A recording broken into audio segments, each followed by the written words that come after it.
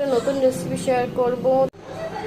এর মধ্যে দিচ্ছি একটু জিরে গুঁড়ো, আর দেওয়া আছে নুন, লঙ্কা, ধনেপাতা আর একটু আদা কুচি। ছানাটাকে এবার মাখবো। আমার মাখা হয়ে গেছে, আমি এটা রেখে দেবো।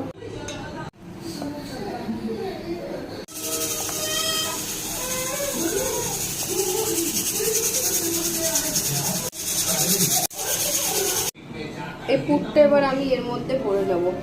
দিয়েছি বেসন, কালো জিরে, নুন। বললা হয়ে গেছে আমার। কড়াইতে সাদা তেল দিয়ে দিয়েছি, ভেজে নিচ্ছি। আমি দিয়ে দিচ্ছি। এবার ভাজাগুলো হয়ে গেছে। লঙ্কার গুঁড়ো দিয়ে দিয়েছি, টক দই দিয়ে দিলাম, নুন অ্যাড করলাম, গরম মশলা অ্যাড করছি, জল অ্যাড করলাম। এগুলো আমি ছেড়ে দিয়েছি।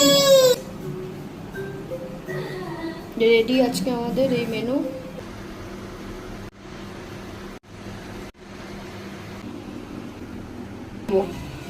আমার রুটি কমপ্লিট। দেখুন একদম অল্প, দেখুন আমি তেল দিচ্ছি না, হালকা জল জল দিয়ে প্যানে ভেজে দিলাম উইদাউট তেল।